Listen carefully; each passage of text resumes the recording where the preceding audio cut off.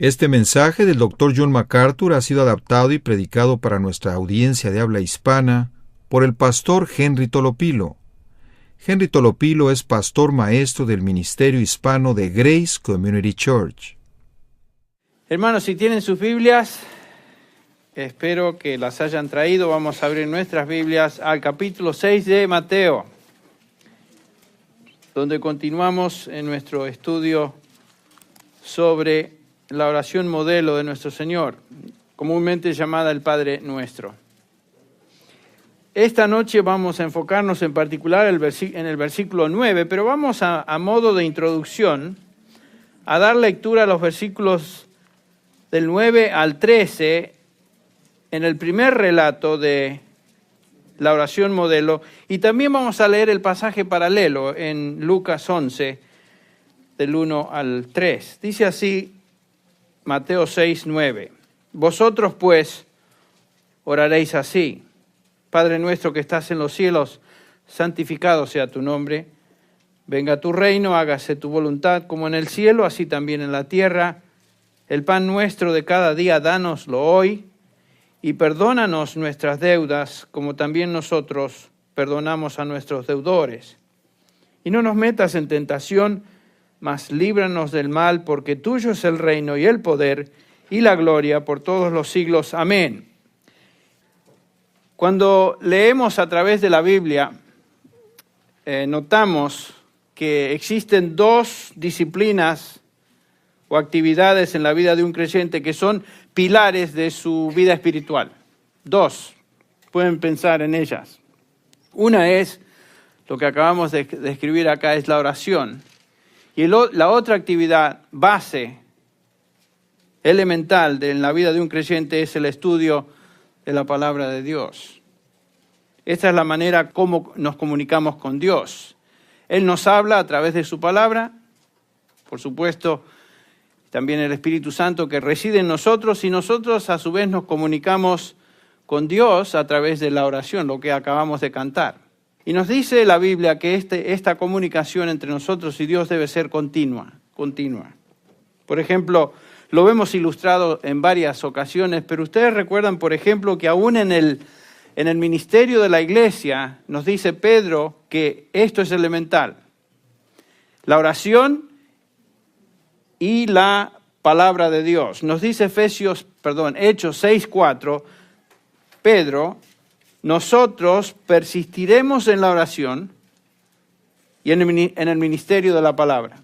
Dos elementos básicos en el ministerio de la iglesia son la oración y, por supuesto, el ministerio de la palabra. Y esta es la prioridad también en la vida de cada creyente: nutrirse con la palabra de Dios y comunicarse con Dios por medio de la oración. Ustedes recuerdan el Salmo 1, salmo muy conocido para aquellos que han caminado con el Señor ya por varios años. Nos dice: bienaventurado el varón que no anduvo en consejo de malos, ni estuvo en camino de pecadores, ni en silla de escarnecedores se ha sentado, sino, ¿se acuerdan del versículo 2? Que en la ley de Jehová está su delicia, y en su ley medita de día y de noche. Aquí tenemos el elemento de la palabra de Dios. En la ley del Señor medita de día y de noche. Es una disciplina continua, constante. Cuando vamos al Nuevo Testamento, leemos un concepto similar en Colosenses 3:16, cuando Pablo insta a los colosenses a que la palabra de Cristo habite en abundancia en vuestros corazones o en vosotros. Una idea similar. Estar en la ley, meditando en ella de día y de noche, es similar a que la palabra de Cristo habite en nosotros en abundancia. Y si pensamos en la oración, el apóstol Pablo nos dice en primera de Tesalonicenses 5:17 que debemos orar de vez en cuando. No, dice debemos orar sin cesar, orar sin cesar. Dos componentes básicos entonces de una vida espiritual sana es nutrirse en la palabra de Dios continuamente, de día y de noche, como dice el salmista, y orar siempre. Ahora, la oración modelo que el Señor Jesús nos enseña en este pasaje se encuentra en el contexto dentro del del libro de Mateo, del Evangelio según San Mateo, en la porción llamada el Sermón del Monte, donde el Señor Jesucristo está haciendo un contraste entre la religión vana, la religión estéril de los fariseos, los religiosos del día, y la religión que realmente es real, genuina, de aquellos que pertenecen a Dios. Y cuando habla de la oración, dice el Señor Jesús que nuestra oración no debe ser como la de los religiosos, los fariseos, que se caracterizan, dice el versículo 5, por ser hipócritas. Porque a ellos les gusta ponerse en pie y orar en las sinagogas y en las esquinas, en las calles, para ser vistos de los hombres. En verdad os digo que ya han recibido su recompensa. Esta es la oración falsa, la oración religiosa, la oración superficial, la oración que Dios no escucha.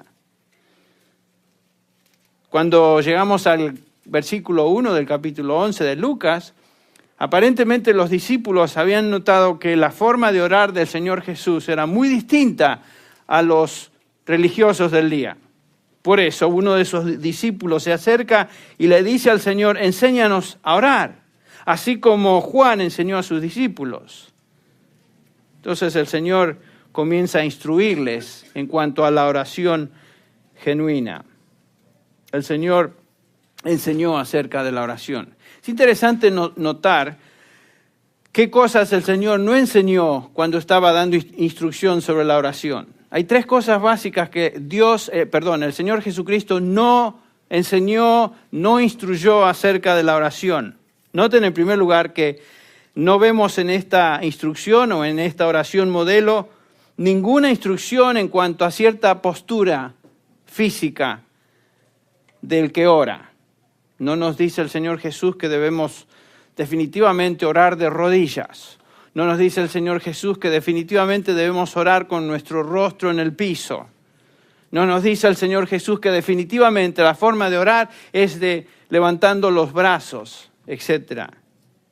La oración no tiene que ser expresada bajo ninguna postura física particular.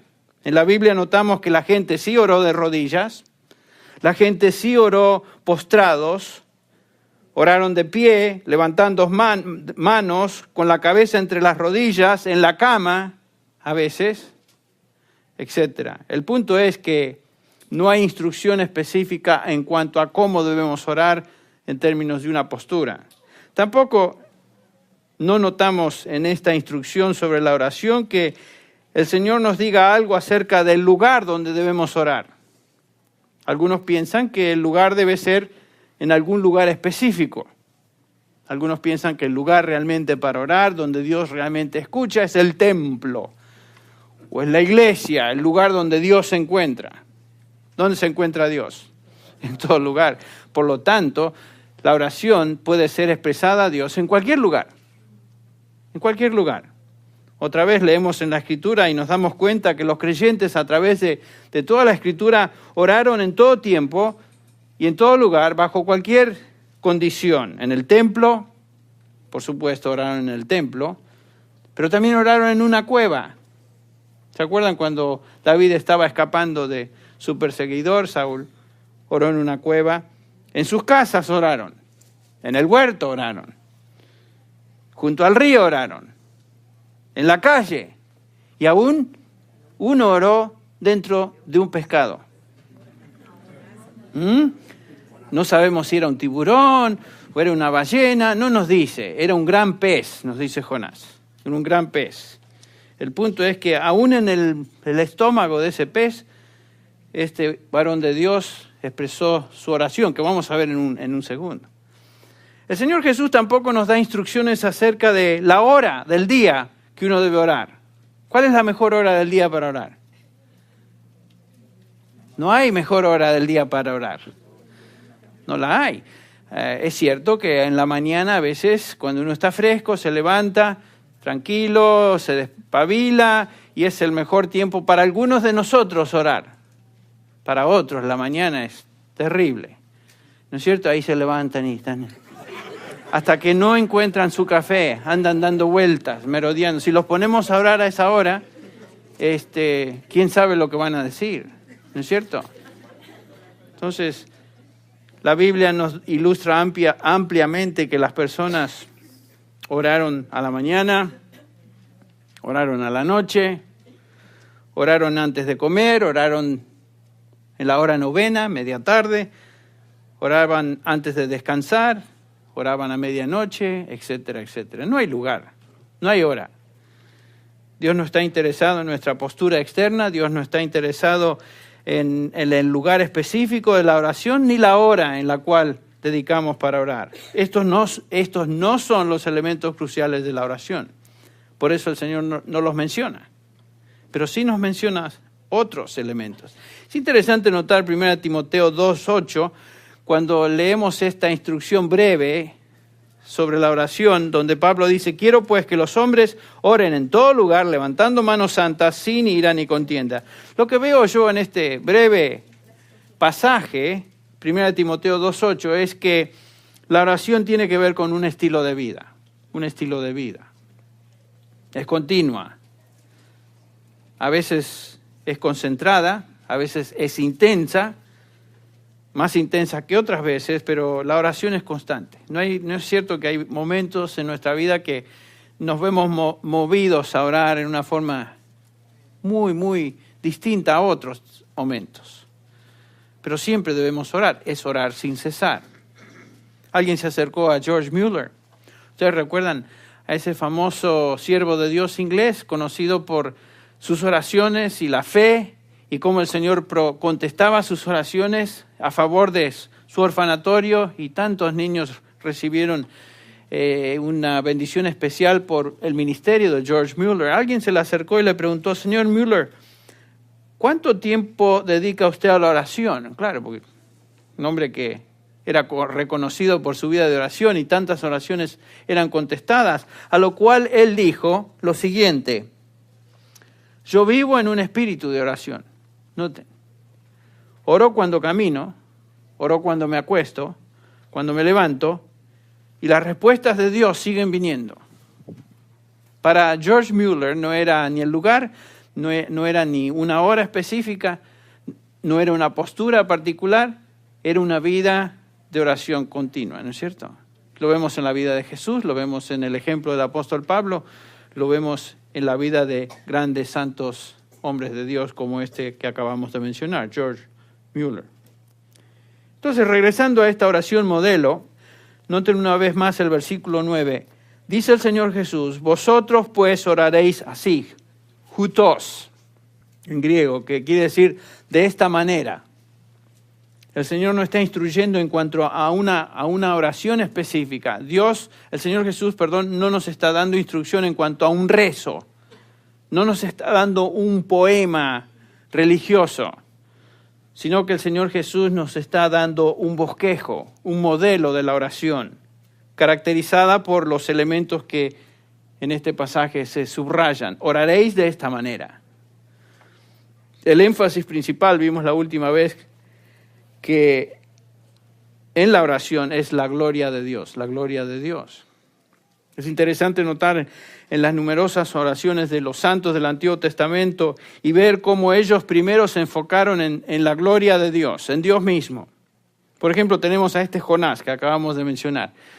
Cuando leemos la oración de Jonás en el pez, es muy interesante notar que Jonás, dada su situación tan crítica de aflicción, imagínense dónde se encuentra, inmediatamente lo que pensaríamos es que: Señor, sácame de este lugar, sería la oración. Pero noten que Jonás no empieza así. Nos dice el versículo 7, cuando mi alma desfallecía en mí, me acordé de Jehová. Y mi oración llegó hasta ti en tu santo templo. Los que siguen vanidades ilusorias, su misericordia abandonan. Mas yo, dice Jonás, con voz de alabanza te ofreceré sacrificios. Imagínense, está en el pez. Está dentro del estómago de ese gran pez, y en lugar de gritar, ayúdame Señor, dice, de alabanza, mas yo con voz de alabanza te ofreceré sacrificios, pagaré lo que prometí, las salvaciones de Jehová. E inmediatamente el próximo versículo dice que el pez lo vomitó sobre la costa. Pero el enfoque de su oración en el medio de la angustia, en el medio de esa terrible aflicción, fue la gloria de Dios. Que, entre paréntesis, podemos decir mucho acerca de Jonás, que se quiso escapar, que se quiso ir, que quiso evadir sus responsabilidades, pero tenemos que reconocer que Jonás era un hombre de Dios.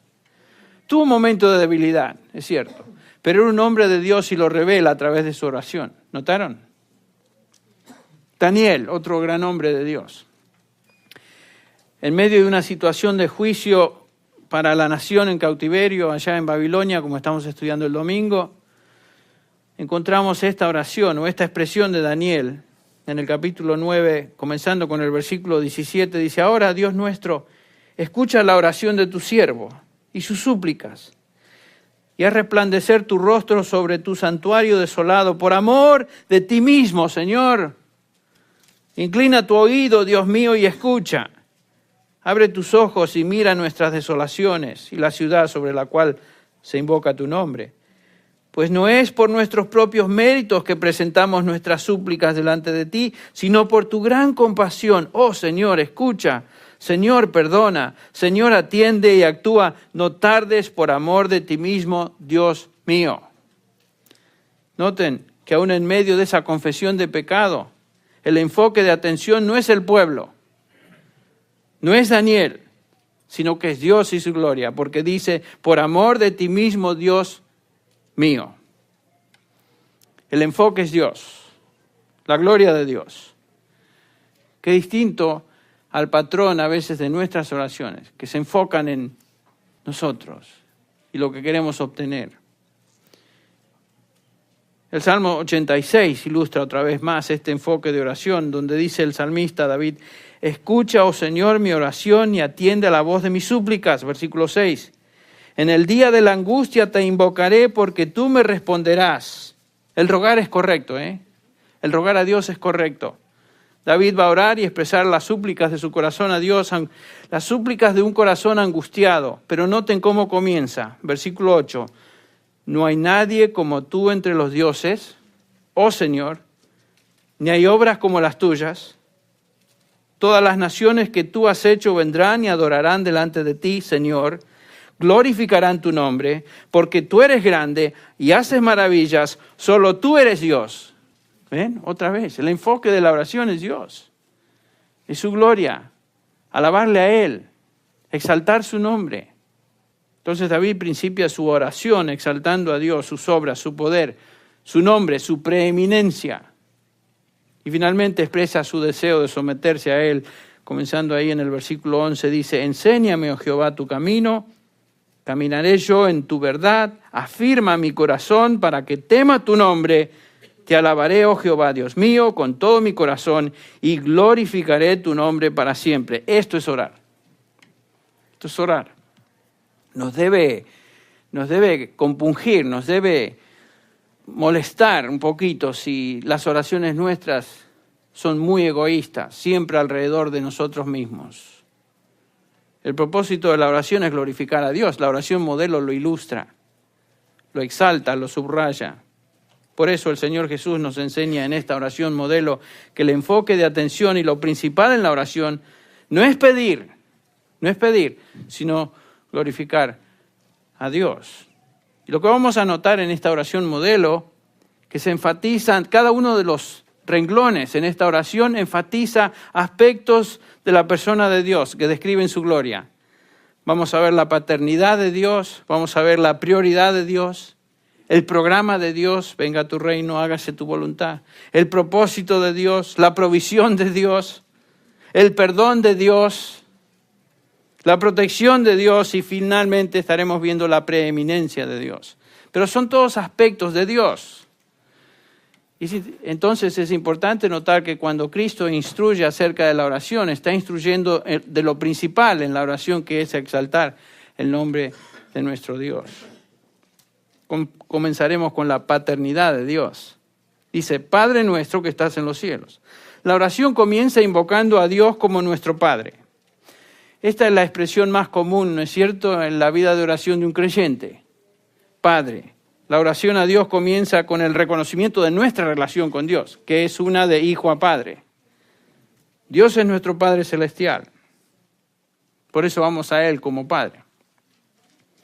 ¿Qué es lo que la expresión nos enseña? Bueno, en primer lugar, notamos que hace referencia a un verdadero creyente. Dios es solamente el Padre de aquellos que han sido salvados por fe.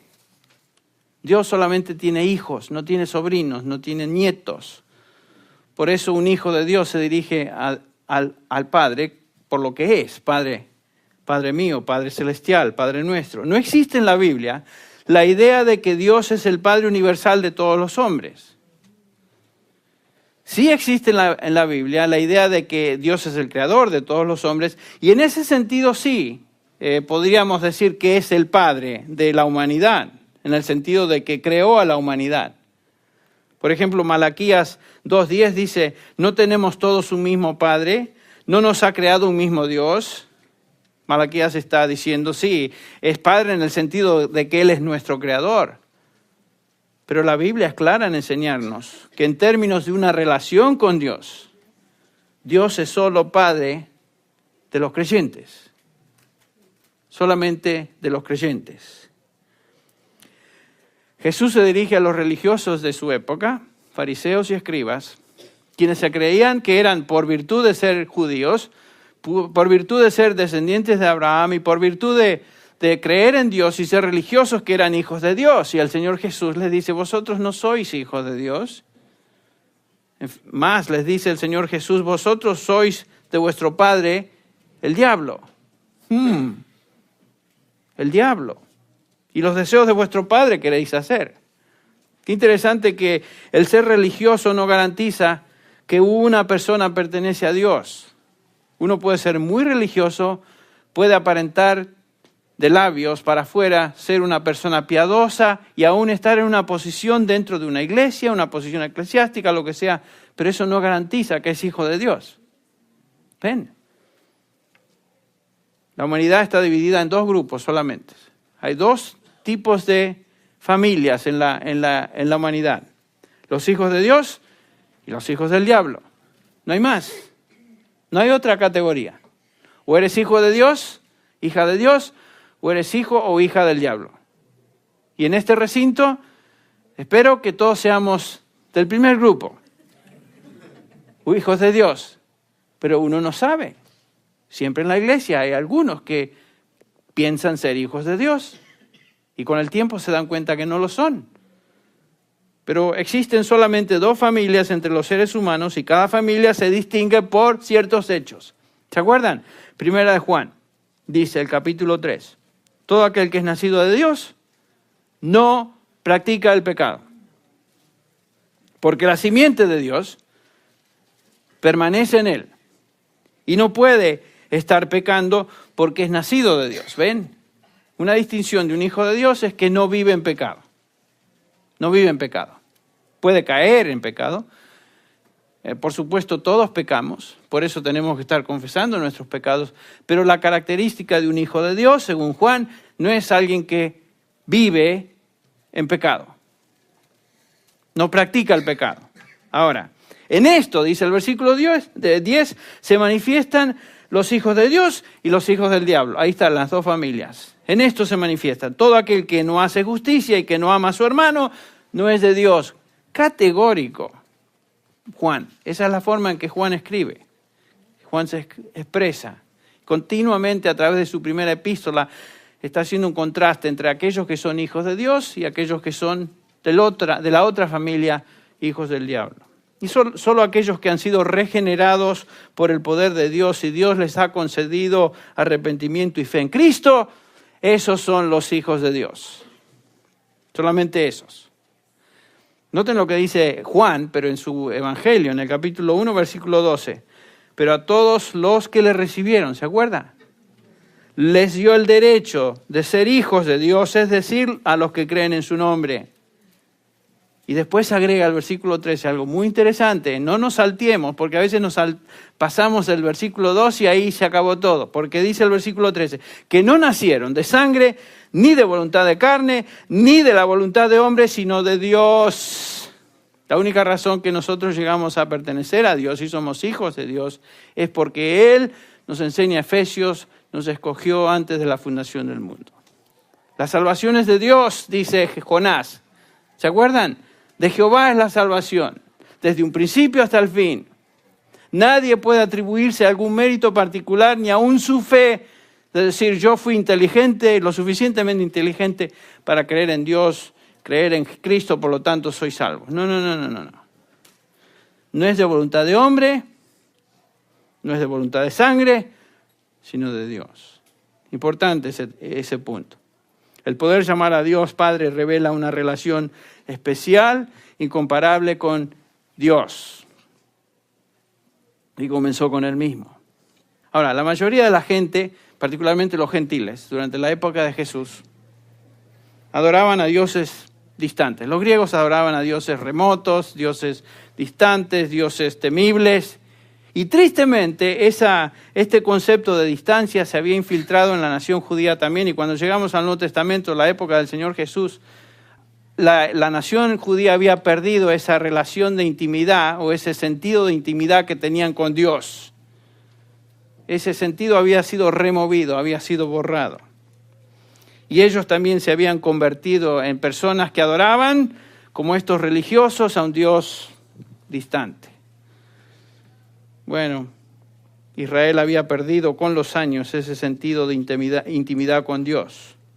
Pero no había sido así en el Antiguo Testamento. Los creyentes del Antiguo Testamento habían demostrado que ellos tenían un sentido de que Dios era alguien muy cercano a ellos como creyentes. Primera Crónicas 29:10 dice, y bendijo David al Señor,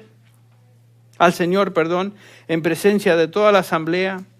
Y David dijo, bendito eres tú, oh Señor, Dios de Israel, nuestro Padre por los siglos de los siglos. Aquí David está hablando como creyente y está hablando en nombre de la nación. Posiblemente había un sentido nacional de ser hijos de Dios. No quiere decir que todos los israelitas eran hijos de Dios en términos de una relación salvífica, pero como nación pensaban en Dios como su Padre.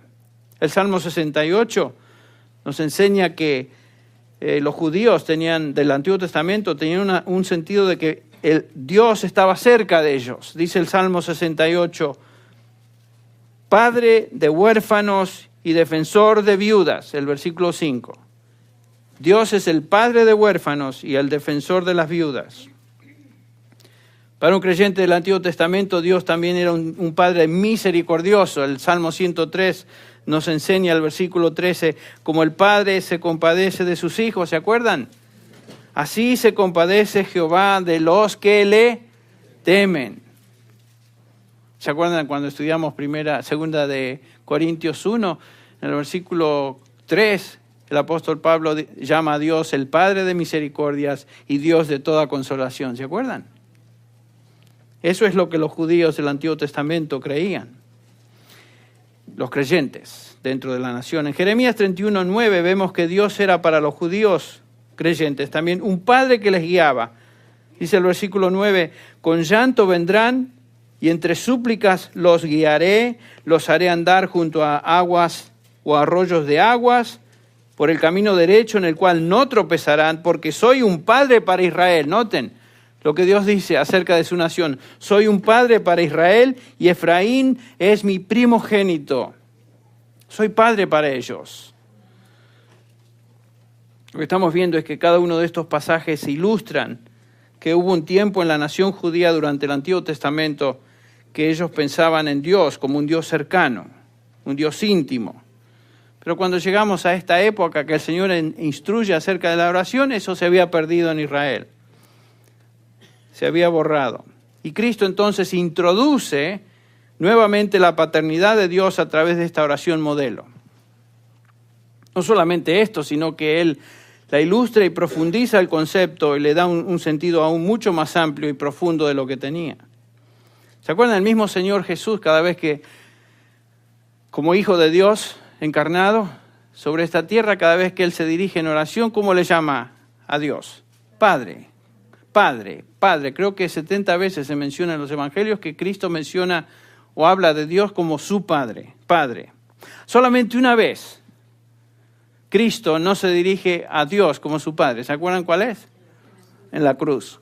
Cuando en ese momento está llevando sobre sí el pecado de la humanidad, de los que vino a salvar, y dice, Dios mío, ¿por qué me has desamparado? Es la única vez que Cristo se refiere a Dios o se habla con Dios como Dios mío en lugar de llamarle Padre. Entonces, cuando el Señor nos enseña acerca de la oración, nos enseña que debemos orar a Dios como nuestro Padre. Y obviamente tenemos que recordar una vez más que esto tiene referencia a los hijos de Dios por relación, aquellos que creen en Él. Dios no es alguien que está lejos para un creyente.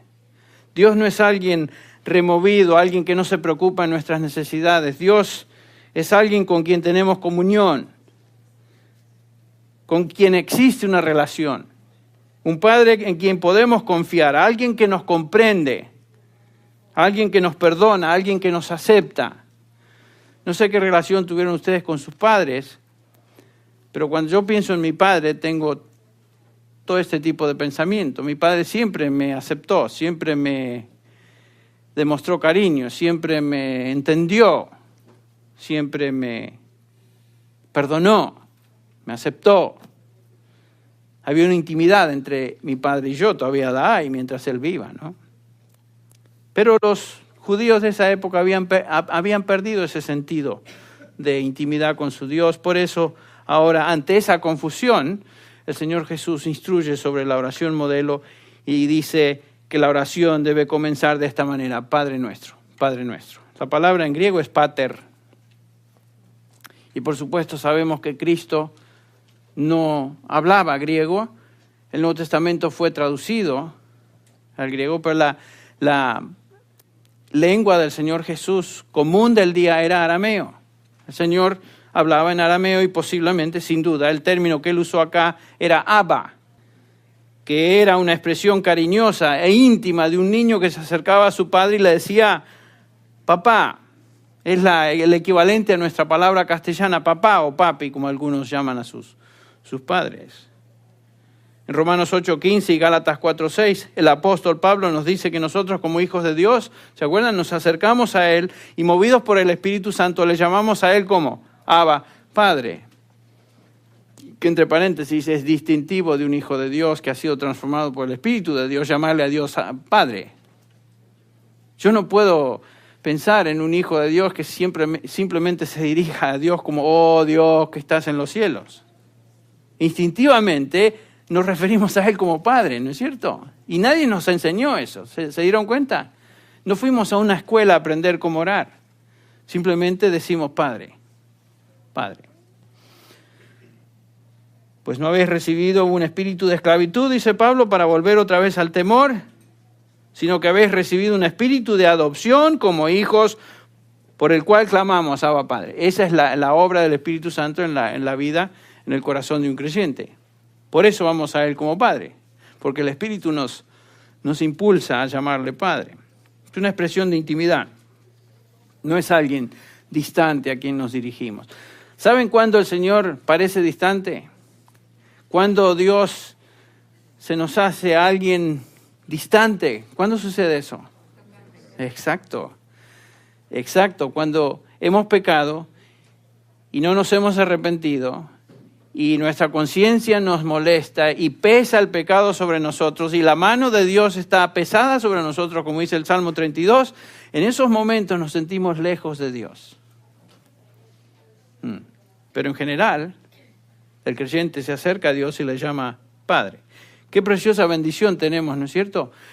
De dirigirnos, piensen, el Dios del universo, el juez, el todopoderoso, soberano de todo lo que existe, sobre todas las naciones, sobre todas las personas, que podemos acercarnos a Él y decirle, papá, imagínense, Abba Padre, Abba Padre. Ahora, ¿qué significa que Dios es nuestro Padre? Bueno, en primer lugar significa que se acabó el temor. Se acabó el temor. Antes temíamos a Dios. Teníamos algunos de nosotros hasta cierto terror de Dios. Sin duda los religiosos del día en la época del Señor, particularmente los griegos, tenían dioses que temían. a quienes temían. Tenían pavor de Dios. Los paganos de hoy en día temen a Dios, pero no con un temor santo, sino con un terror. Sin duda, hemos tenido oportunidad de ver películas de misioneros o historias misioneras donde nos hablan acerca de aquellos dioses a quienes estos nativos adoraban y el terror que estos tenían más. Si ustedes recuerdan el testimonio de Nate Saint, que estuvo acá hace un par de semanas en la iglesia. El terror que estos indígenas, los aucas, tenían de sus dioses. Pero ahora que han sido transformados y pertenecen a Dios, ya no hay temor, se acabó el temor. ¿Por qué? Porque Dios es nuestro Padre. Es su Padre y es nuestro Padre. En segundo lugar, el decir a Dios que es nuestro Padre asegura que hay esperanza. En el medio de un mundo hostil que se está hundiendo y desintegrando a todo nivel, cada vez más, y a veces vertiginosamente, quién sabe lo que va a suceder con todo lo que está pasando a nivel mundial, pero en el medio de esta situación, el Hijo de Dios puede decir, Padre, estoy en tus manos, no importa lo que suceda, estoy en tus manos, confío en ti, hay esperanza, Padre mío, Padre nuestro. ¿Ven? La intimidad que existe para un hijo de Dios. En tercer lugar, el saber que Dios es nuestro Padre resuelve el problema humano de la soledad. La soledad. ¿Cuánto sufre la gente con un sentido de soledad? Sin duda, a menudo nos sentimos tristes, a menudo nos sentimos solos, nos sentimos tal vez sin valor, pero hay alguien que realmente nos entiende, alguien que se identifica con nuestra situación particular, y ese alguien es a quien llamamos nosotros Padre. No estamos solos ya. Él es nuestro Padre, nos entiende, Él promete estar con nosotros para siempre. No te dejaré, ni te desampararé. Él es el Padre de misericordia, como dije, ya mencionando a Pablo, de toda consolación. Él se acuerda, dice el salmista, de que somos polvo. Él se compadece de los suyos. Él promete estar con nosotros para siempre. Él no es un Dios remoto, un Dios insensible, un Dios distanciado. Él es nuestro Padre. No estamos solos. Ya no estamos solos. Qué triste ver a la gente que se siente tan sola, particularmente en aquellos momentos de Navidad o de feriados o de alguna fiesta especial, se sienten solos. Para el creyente ya no existe esa soledad. En cuarto lugar, el hecho de que Dios es nuestro Padre resuelve el problema del egoísmo. ¿Qué quiero decir con esto? Noten cómo la oración abraza a todos los miembros de la familia de Dios. Es Padre nuestro. No es simplemente Padre mío. No es simplemente Padre tuyo. Es Padre nuestro. Somos todos hermanos. Él es el Padre de todos. Él es nuestro Padre. Y ustedes recuerdan que en Filipenses 2, Pablo nos recuerda que este sentido de familia es importante en la familia de Dios. Nada hagáis por egoísmo y por vanagloria, sino con una actitud humilde. Cada uno de vosotros considera al otro como más importante. No buscando cada uno sus propios intereses, sino más bien los intereses de los demás, lo cual tiene aplicación para la oración también. Tenemos que preocuparnos de la familia de Dios. Por eso Efesios 6, 18 nos dice el apóstol Pablo, con toda oración y súplica, orad en todo tiempo, en el Espíritu, y así velad en toda perseverancia y súplica por algunos miembros especiales de la familia de Dios, particularmente el liderazgo. No, dice acá, por todos los santos. Todos los santos. ¿No es cierto? Entonces hay un sentido de comunidad en la familia. Sin duda oramos por nosotros, ¿eh? No estamos diciendo que el creyente no puede orar por sus propias necesidades. Porque aún la Biblia nos enseña en Filipenses 4:6, por tanto, por nada estéis afanosos, ¿recuerdan? Antes bien, en todo, mediante oración y súplica, con acción de gracias, sean dadas a conocer vuestras peticiones delante de Dios. Por supuesto que hacemos conocer nuestras peticiones a Dios. Cada día lo hago, cada día lo hace usted. Lo único que estamos diciendo es que cuando oramos tenemos que recordar las necesidades del resto de la familia. Somos todos hijos de Dios. Y a veces vemos a otros creyentes como que no nos caen muy bien, ¿no es cierto? Pero sin embargo son hijos de Dios. Todos tenemos nuestras cositas, todos tenemos nuestras delicadeces, todos tenemos nuestras arrugas, todos tenemos nuestras cosas que realmente no son muy agradables que digamos, ¿no es cierto? Claro, como vivimos con las nuestras nos acostumbramos, pero cuando nos miran de aquí para allá, se fijan en nosotros y dicen, no me cae bien este tipo. Y de repente estamos hablando así, criticamos a alguien y recordamos, ay Señor, pero él es un hijo tuyo. Yo soy hijo tuyo. ¿Qué estoy haciendo yo hablando mal de mi hermano? Cuando bien sabe Dios que yo tengo mis cosas, ¿o no? Bueno, gracias Juan por finalmente reconocer. Ok. Él es nuestro Padre. En quinto lugar, si Dios es nuestro Padre, entonces esto resuelve también el problema de los recursos a nuestra disposición. Fíjense que Cristo nos enseña a orar y nos dice, Padre nuestro que estás en los cielos. ¿Dónde están nuestros recursos? En los cielos. Todo lo que necesitamos no viene de una fuente natural. No viene de esta tierra, no viene de este mundo. Nos dice Santiago 1:17, toda buena dádiva y todo don perfecto viene de lo alto. Desciende del Padre de las luces, con el cual no hay cambio ni sombra de variación. Todo lo que recibimos es de Dios. Todos los recursos nuestros están en Él, en los cielos. Viene de Él. A veces miramos los recursos alrededor nuestro y son escasos. ¿Es cierto? Son escasos. Pero nuestros recursos no se limitan a lo que vemos, a lo que está alrededor, sino que están en Dios. Nos dice Efesios que hemos sido resucitados con Cristo en los lugares celestiales. Donde Cristo está, nosotros estamos ahí. Los recursos que son de Él son los nuestros también. Por eso oramos, Padre nuestro, que estás en los cielos, sabiendo que toda buena dádiva viene de ahí, de lo alto. Estamos invocando y descansando en esa fuente de recursos. Y a veces nos olvidamos, por eso nos ponemos ansiosos. ¿Qué es lo que ahora necesitamos? ¿Qué es lo que necesitas en este momento? Paz, tranquilidad, orientación, guía, alimentos, vestidos, lo que sea. Los recursos están ahí. Por eso el Señor nos dice en este mismo capítulo 6 de Mateo, no os afanéis pues diciendo, ¿qué comeremos? ¿O qué beberemos? ¿O qué vestiremos?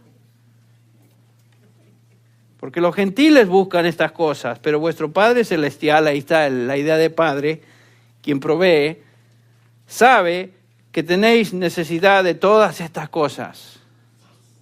¿Se acuerdan? ¿Quién, siendo Padre humano, si el Hijo viene y le pide un pez, le va a dar una víbora?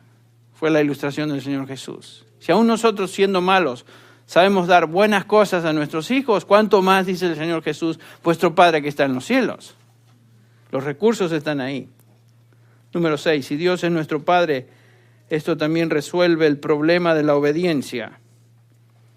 No es cuestión de decirle Padre a Dios y después vivir como se nos da la gana. Eso no vale. El Señor Jesús, refiriéndose a su Padre, el Hijo de Dios, y por supuesto Él es nuestro ejemplo supremo, dijo, no he venido a hacer mi voluntad, sino la voluntad de mi Padre que está en los cielos. Lo mismo con nosotros. No estamos aquí para hacer nuestra voluntad. Cuando yo era chico, refiriéndome otra vez a mi padre, yo sabía bien a quién tenía que obedecer. Lo sabía bien. No me convertí hasta los 15 años, pero yo era muy consciente a quién me debía en términos de obediencia, porque si no obedecía, iba a pagar consecuencias. Y las iba a pagar donde duele. Y no les voy a describir exactamente dónde era eso. Pero sí iba a recibir consecuencias. Y esa es la lección que encontramos en Hebreos, ¿no es cierto? Cuando el autor de Hebreos dice, porque el Señor al que ama, disciplina y azota a todo aquel que recibe por hijo. El punto es que Dios solamente azota y disciplina a aquellos que son sus hijos. No disciplina al bastardo, que es lo que dice Hebreos. Si alguno no recibe disciplina, da evidencias de que no es de Dios. Si soportáis la disciplina, dice Dios, os trata como a hijos. ¿Qué hijo es aquel a quien el padre no disciplina? Ven otra vez, la ilustración de la relación de un padre humano con un hijo. Este es el punto. Dios disciplina cuando desobedecemos. En último lugar, el hecho que Dios es nuestro Padre resuelve el problema de la sabiduría, o mejor dicho, nuestra falta de sabiduría. Dios conoce todo, nos conoce a nosotros, conoce nuestras circunstancias, conoce nuestra incapacidad, particularmente de tomar decisiones sabias. Conoce lo que es mejor para nosotros. Dios es sabio, conocedor de todo. Por eso Santiago 1:5 dice, si alguno de vosotros tiene falta de sabiduría, pídala a Dios. Y recuerden, ¿quién es Dios? Nuestro Padre. Pídala a Dios, quien es nuestro Padre, el cual da a todos abundantemente y sin reproche, y le será dada a nuestro Padre. Es omnisciente, es sabio y va a proveer aquello que también necesitamos, que incluye la sabiduría. Entonces, concluyendo, ¿qué sucede cuando sabemos que Dios es nuestro Padre? Bueno, este conocimiento debe remover el temor, debe proveer esperanza, termina el miedo de la soledad, echa a un lado el egoísmo, nos recuerda nuestros recursos celestiales, demanda obediencia y finalmente nos ofrece sabiduría. Eso es lo que nos brinda el conocer que Dios es nuestro Padre. Entonces, cuando oramos, comenzamos con la oración de esta manera. Padre nuestro que estás en los cielos. Y esto demuestra entonces que somos un hijo, un niño que viene a su Padre sabiendo que de Él va a recibir todo lo que necesita. Aún más allá de lo que piensa o puede imaginarse. Y gracias a Dios por eso.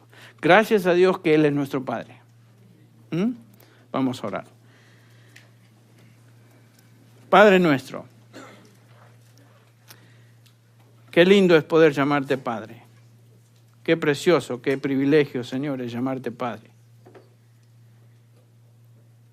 Y Señor, el hecho de que no venimos a ti como alguien distante, sino que podemos acercarnos a ti con esta intimidad, Señor, sabiendo que tú estás con tus brazos abiertos, listos para recibirnos, para perdonarnos, para guiarnos, para proveer sabiduría, para proveer todo lo necesario.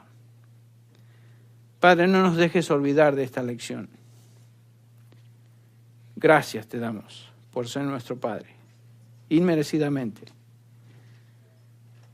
Y te alabamos y te agradecemos en este momento por Cristo Jesús, tu Hijo, por quien tenemos esa relación.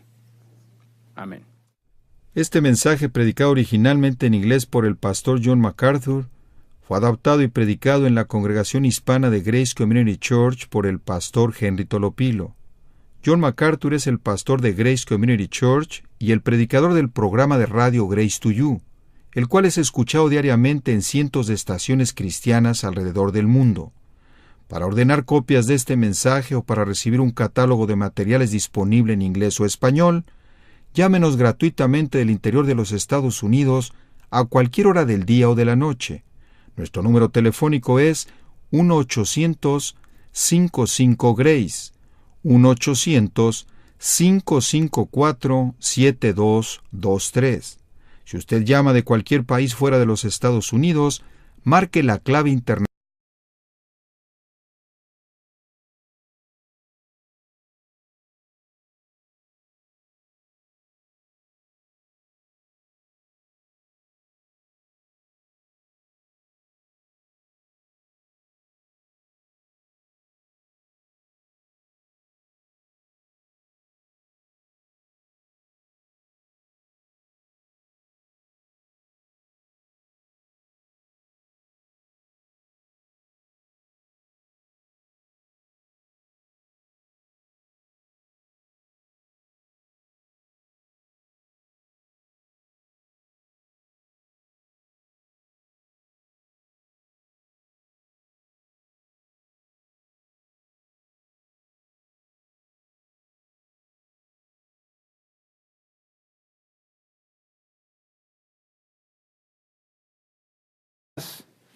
o actividades en la vida de un creyente que son pilares de su vida espiritual. 2, pueden pensar en ellas. Una es, lo que acabamos de escribir acá, es la oración. Y la otra actividad base, elemental en la vida de un creyente es el estudio de la palabra de Dios. Esta es la manera como nos comunicamos con Dios. Él nos habla a través de su palabra, por supuesto, también el Espíritu Santo que reside en nosotros, y nosotros a su vez nos comunicamos con Dios a través de la oración, lo que acabamos de cantar. Y nos dice la Biblia que esta comunicación entre nosotros y Dios debe ser continua. Por ejemplo, lo vemos ilustrado en varias ocasiones, pero ustedes recuerdan, por ejemplo, que aún en el ministerio de la iglesia nos dice Pedro que esto es elemental. La oración y la palabra de Dios. Nos dice Hechos 6:4, Pedro, nosotros persistiremos en la oración y en el ministerio de la palabra. 2 elementos básicos en el ministerio de la iglesia son la oración y, por supuesto, el ministerio de la palabra. Y esta es la prioridad también en la vida de cada creyente.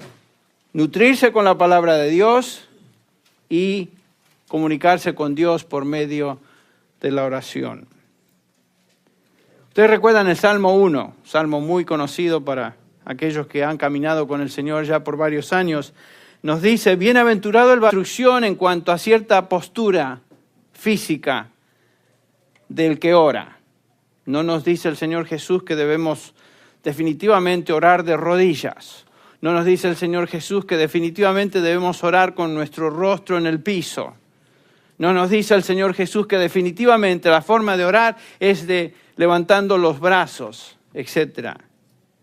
La oración no tiene que ser expresada bajo ninguna postura física particular.